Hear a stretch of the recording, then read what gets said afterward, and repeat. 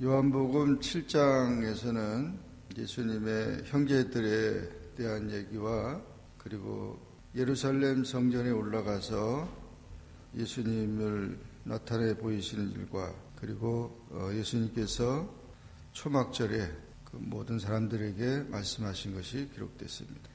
1절부터 13절까지 보면 예수님의 형제들이 나타나고 있습니다.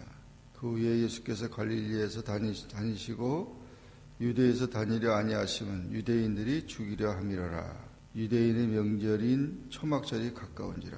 그 형제들이 예수께 이르되 당신의 행하는 일을 제자들도 보게 여기를 떠나 유대로 가소서.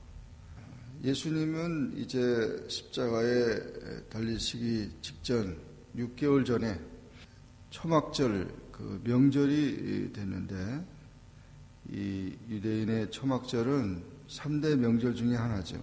유월절, 오순절, 초막절 이렇게 3대 명절인데 유대인의 원력으로는 7월 15일부터 8일간 갖는 것입니다. 천막을 쳐서 출애굽 이후에 40년간 광야 생활을 인도해 주신 하나님께 감사하는 가장 큰 명절이죠.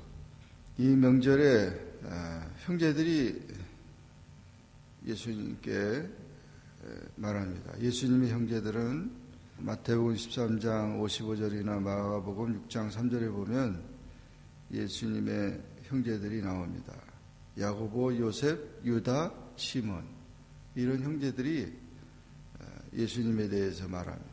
이런 시골에서 그렇게 사역할 게 아니라 예루살렘 큰 도시에 가서 사역해서 많은 기적을 행하고 사람들로 하여금 믿게 하라고 그렇게 말합니다. 이것은 예수님이 이제 가족을 버리고 이렇게 공생의 생활을 하고 있으니까 아예 그 길로 가라 그렇게 하는 어떤 그런 형제들의 충고인데 사실은 믿음에서 나온 얘기가 아니고 그 세상적인 그런 걸 가지고 얘기를 한 것이죠. 그때 예수님은 뭐라고 말씀하셨냐면 아직 내 때가 되지 않았다 그랬습니다. 내 때. 이것은 참으로 중요한 것입니다. 사람은 시간이 두 가지 개념이 있는데 하나는 이 예수님이 말하는 내 때라고 하는 카이로스 개념과 그냥 시간인 크로노스 개념이 있어요. 크로노스 개념은 그냥 지나가는 시간입니다. 그러나 이 카이로스 개념은 의미 있는 시간이에요. 약속된 시간, 중요한 시간, 그 다음에 목적 있는 시간을 카이로스라고 합니다. 그래서 내 때가 안 됐다 예수님이 말씀한 것은 예수님이 사역하고자 하는 중요한 때가 있다는 거죠.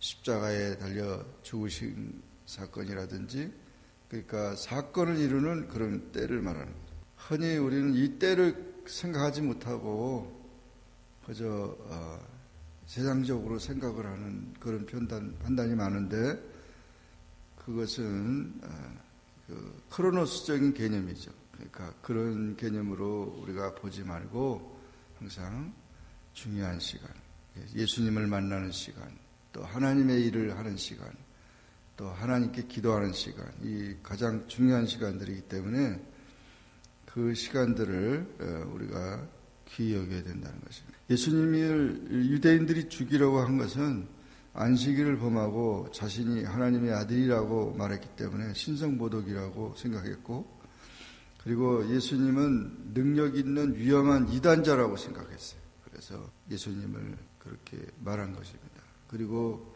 예수님에 대해서 그 사람은 좋은 사람이다. 그런 사람이 있고 어떤 사람들은 그 사람은 사기꾼이다. 그렇게 말하고 있었기 때문에 정말 오해하는 것들이 있었던 거죠. 심지어 형제들까지도 그랬기 때문에 그저 나타내 보여서 인정을 받아라 그런 얘기거든요. 이 형제들은 예수님이 부활한 뒤에 오순절에 성령 강림을 체험한 이후에 훌륭한 예수님의 제자로서 사역을 한 것을 우리가 알고 있습니다. 그래서 우리가 참 신앙생활 하는데 남편이나 아내나 또는 자녀들이 또 이웃 사람들이 뭐 이러쿵저러쿵 하는 그런 얘기에 이끌려가지 말고 바로 예수님을 잘 알고 믿고 따르는 일이 중요한 것입니다. 그 다음에 14절 이하에서 36절까지의 이 말씀을 보면은 하나님의 뜻을 행하려는 자에 대해서 말하고 있습니다. 예수님은 명절 중간에 올라가셨습니다. 비밀이 그렇게 올라가셨는데 드러나게 올라가지 않고 비밀이 올라갔습니다. 중간에 올라갔으니까 8일 동안 되어지는 행사의 후반부에 올라가신 것이죠. 가서 성전에 올라가서 하나님 나라를 전파하고 하나님 말씀을 증거할 때 사람들이 다 놀란 것입니다. 이 사람이 배우지 않았는데 어떻게 이런 말씀을 하느냐. 그러면서 어디서 그런 교훈을 배우느냐. 그러니까 예수님이 하나님이 나에게 말씀하도록 보내줬다고 그런 얘기를 했어요. 그래서 보내서 하나님의 뜻을 전하는데 너희는 나를 죽이려고 한다. 우리가 왜 죽이려고 하느냐? 당신이 귀신 들렸다. 이러면서 아무도 당신을 죽이려고 하지 않는다 그랬지만 예수님은 사람들의 마음을 알고 있었던 것이죠. 모세가 그 할례를 행했지만은 이 안식일에 할례를 행했어도 그것이 범한 게 아닌데 내가 안식일에 병자를 고쳐줬다고 해서 나를 죽이려고 한다는 거죠. 그러면서 이 사람이 참으로 그리스도냐 그런 얘기를 쭉 하고 있습니다. 그러나 사람들이 많이 따르고 들었기 때문에 예수님을 잡고자 했지만은 그렇게 쉽게 잡지 못했습니다. 그러면서 예수님은 말씀하기를 때가 되면 내가 나를 보내신 얘기로 가게 될 것이다. 그렇게 말했습니다. 그래서 이와 같이 예수님이 말씀하신 것은 바로 그 하나님이 보내신 뜻을 전하는 것이라는 것을 말해주고 있고 자신이 그리스도이심을 나타낸 것입니다. 유대인들은 죄의식에 사로잡혀 있고 잠든 영혼이 되어서 예수님이 하신 말씀을 깨닫지도 못하고 오해만 하고 있습니다. 그래서 이와 같이 우리가 예수님을 바로 알고 따르는 일이 되야 되는데 예수님을 향해서 이 사람들이 귀신 들렸다고 했고 아주 자기들 판단을 가지고 그렇게 판단한 것을 보게 됩니다. 그리고 이제 37절 이하의 53절까지는 예수님께서는 명절 끝날 큰 날에 서서 외치면서 누구든지 목마르거든 내게로 와서 마시라. 이렇게 나를 믿는 자는 성경이 이른 것 같이 그 배에서 생수의 강이 흘러나오리라. 이것은 믿는 자들이 받을 성령을 가리켜서 말씀한 것입니다. 우리가 전 예수님을 믿음으로 생수의 강이 그 당시 그 초막절에는 광야 생활하면서 반석을 깨뜨려서 물을 냈기 때문에 그 실로한 못에서 물을 가지고 물을 뿌리는 그런 축제를 했어요.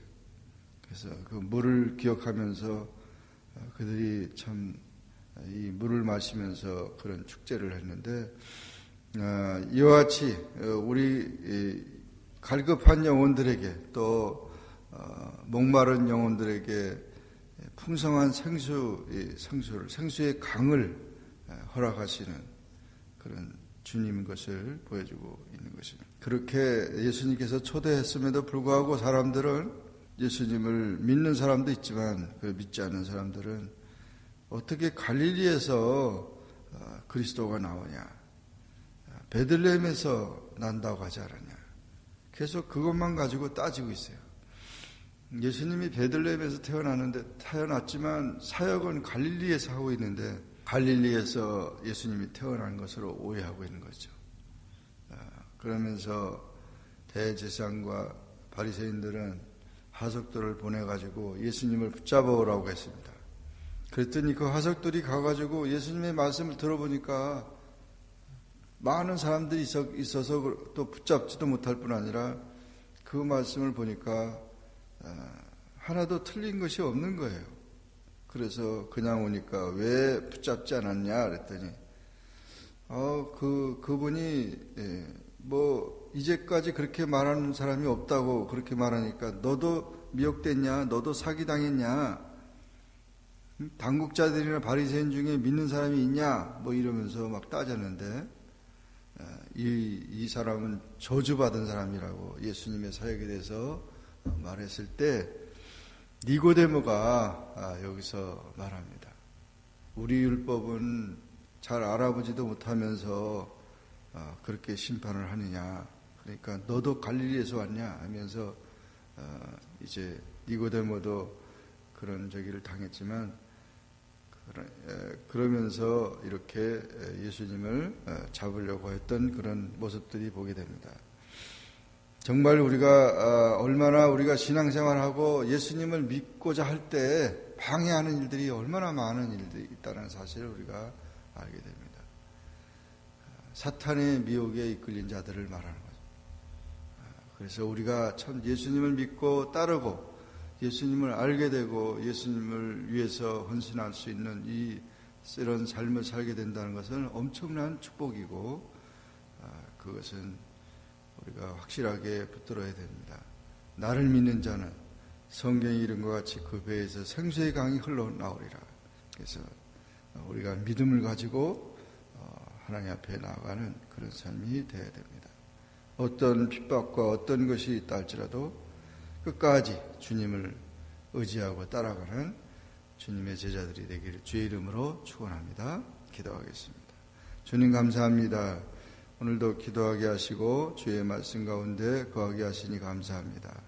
요한복음 7장의 말씀을 통하여 예수님의 형제들까지도 예수님을 믿지 아니하고 또 대제사장들, 무리들 모두 다 그저 따지기만 하고 잡고자 하고 예수님을 죽이려고 했던 그런 모든 것들을 봅니다.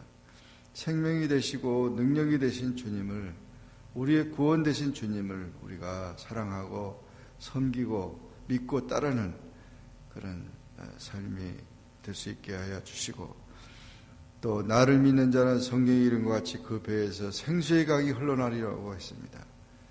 정말 예수님을 믿는 자, 예수님을 믿는 가정, 믿는 우리 모든 주님의 백성들이 다 될 수 있게 믿음에 굳게 서게 도와 주시옵소서. 하나님의 영광을 바라보게 하시고 또 하나님의 세계를 이제 바라보게 도와 주시옵소서. 믿음을 갖고자 하는데 방해하는 모든 세력들을 물리쳐 주시고 사탄에 이끌리지 않도록 우리를 지켜주시고 믿음으로 승리하게 하여 주옵소서. 예수님의 이름으로 기도하옵나이다. 아멘. 하늘에 계신 우리 아버지여, 이름이 거룩히 여김을 받으시오며 나라 임하옵시며 뜻이 하늘에서 인 것 같이 땅에서도 이루어지이다. 오늘날 우리에게 일용할 양식을 주옵시고 우리가 우리에게 죄진 자를 사하여 준 것 같이 우리 죄를 사하여 주옵시고 우리를 시험에 들게 하지 마옵시며 다만 악에서 구하옵소서. 대개 나라와 권세와 영광이 아버지께 영원히 있사옵나이다. 아멘.